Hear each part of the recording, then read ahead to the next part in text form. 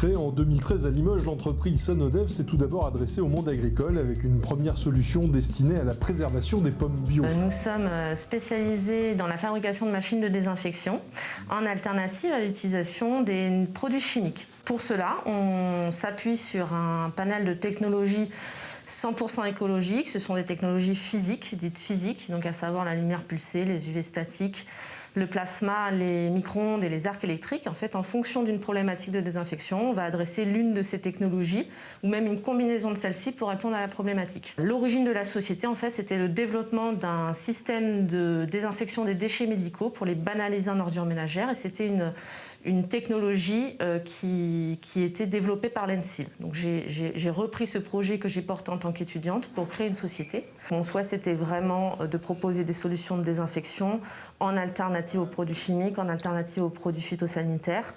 Et voilà, on a un panel de technologies de désinfection qui sont des traitements physiques, donc qui sont 100% écologiques, non rémanents, ce sont des technologies vertes. Après avoir validé ces technologies sur le marché français, Sanodev est désormais à l'international. Nous livrons 2 machines dans des hôpitaux en Mongolie cet été.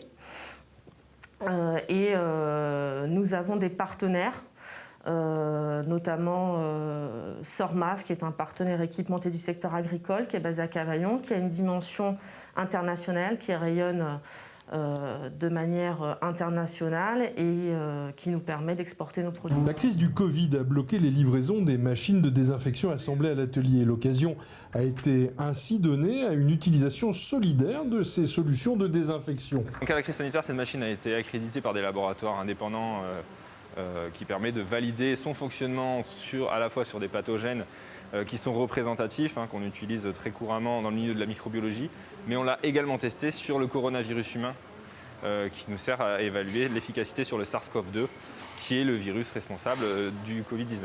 On s'est retrouvé avec un petit stock de machines, de 3 machines, qu'on a décidé de mettre à disposition. Donc on a lancé un appel sur les médias pour proposer, pour prêter, en fait, pendant la crise, ces petites machines pour désinfecter tout un tas de choses. Et en fait, on a eu des retours assez rapidement sur des structures telles que des EHPAD, des aides à domicile, qui avaient tout un tas d'objets, des clés, des smartphones, des clés de voiture, des clés de patients, des dossiers que les personnes se transmettent toute la journée, qui sont potentiellement vecteurs de contamination de virus. Donc tout de suite, nos machines ont été installées chez ces structures et aujourd'hui, elles sont encore utilisées et ça nous ouvre donc du coup une nouvelle opportunité.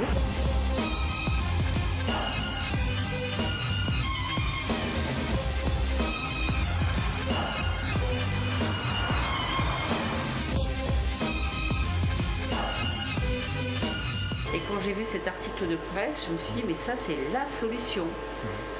Et on avait un souci, en fait, parce qu'on a énormément de clés chez nos bénéficiaires, puisqu'on travaille avec un public, c'est un petit peu l'EHPAD à la maison, que des gens âgés, fragiles et vulnérables. Donc, on avait un souci avec les clés des personnes, puisqu'elles ne peuvent pas venir nous ouvrir. Donc, on a un trousseau de clés par salarié d'une 20aine de clés. Et on désinfectait nos clés à chaque fois qu'on les replaçait sur le tableau. Donc on les désinfectait à la lingette, au produit, enfin c'était pas du tout écologique. Ça c'est les téléphones professionnels, voilà. Ça c'est l'équipement du salarié. Donc à la fin de la journée, les clés elles ont été on va dire tricotées, le téléphone pareil. Donc on met ça dans la machine. Hop, ferme. Et là, combien de temps, Catherine? 7 secondes. Ah, c'est rapide. C'est super rapide. Voilà. Donc là, maintenant, on peut aller replacer nos clés parce qu'elles sont désinfectées. Donc la prochaine personne qui va reprendre les clés, on sait que les clés au tableau, elles ont toutes été désinfectées. La crise du Covid a changé beaucoup d'habitudes et beaucoup de choses. On nous demandait pas ça, même nous, à notre niveau.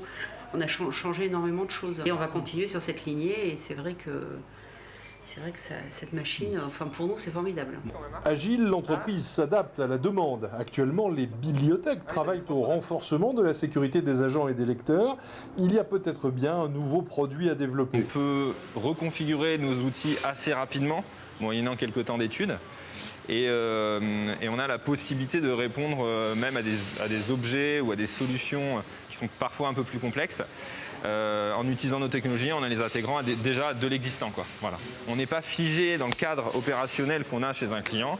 On peut très bien s'adapter. Voilà. Vous avez un convoyeur pour, par exemple, traiter ou pour tout simplement acheminer des livres, par exemple dans une bibliothèque de restitution. On pourrait très bien imaginer s'intégrer sur un portique et mettre notre technologie dessus, quoi. Voilà. On est suffisamment agile et souple pour pouvoir faire ça. Et Sanodev dispose en fait de toutes les compétences parce qu'on a, comme on vous l'a dit, la partie microbiologique, la partie mécanique avec de la conception et qu'on est capable de réaliser ici avec un peu de prototypage, et la partie électronique. Ce qui reste pour moi, c'est la solidarité. Je trouve que cette période permet de montrer parfois, voilà, les moments difficiles permettent de montrer le meilleur de soi-même.